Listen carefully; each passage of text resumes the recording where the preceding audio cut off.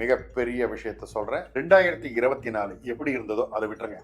2025 நீங்க நினைச்ச மாதிரி மாறுறதுக்கு, நீங்களே அதை மாத்துறதுக்கு உண்டான மந்திர பிரயோகத்தை தான் நான் இப்ப உங்களுக்கு சொல்லி தர போறேன். சொல்ல வேண்டிய முதல் மந்திரம் இதை 11 முறை சொல்லணும். ஓம் கம் சொல்லி முடிச்சதும் ஒரு 5 செகண்ட் சைலண்டா இருந்து அதுக்கப்புறம் 12 முறை ஓம் நம சிவாய நமஹ, ஓம் நம சிவாய நமஹ, இத ஒரு 12 முறை சொல்லுங்க. ஓகேங்களா? சாய்ராம் வணக்கம். ஒவ்வொரு நாளும் சிறப்பான தினமாக அமைய என் வாழ்த்துக்கள். ஒரு மிகப்பெரிய விஷயத்த சொல்றேன், ஃபாலோ பண்ணிக்கங்க. நம்பர் 1, காலையில எழுந்திருக்கிறீங்க.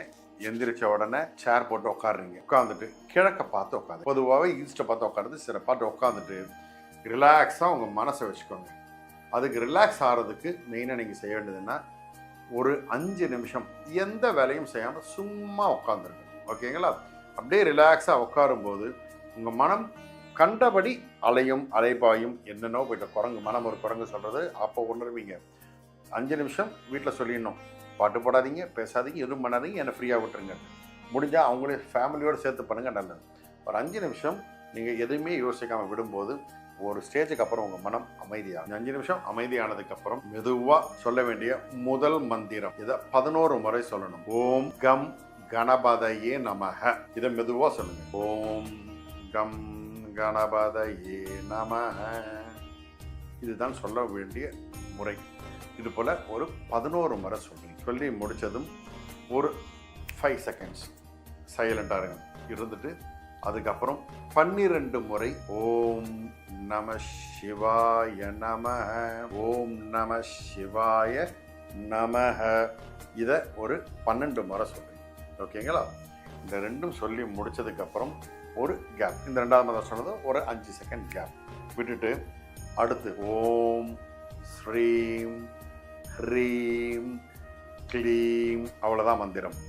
ஓம் ஸ்ரீம் ஹ்ரீம் க்ளீம். இது ஒரு பீஜாட்சர மந்திரம்.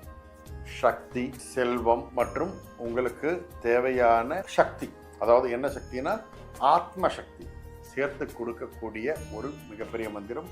மிகப்பெரிய அளவில் செல்வத்தையும் சேர்த்து கொண்டு வந்து கொடுக்கக்கூடிய ஒரு அம்சமான மந்திரமும் இது. இதை நீங்கள் என்ன பண்ணுறீங்கன்னா 6 முறை சொல்கிறீங்க. சொல்லி முடித்ததுக்கப்புறம் 3 முறை அடுத்து சொல்லக்கூடிய 4வது மந்திரம் ஓம் மானி பத்மே ஹூம், ஓம் மானி பத்மே ஹூம், இதை சொல்லுங்க.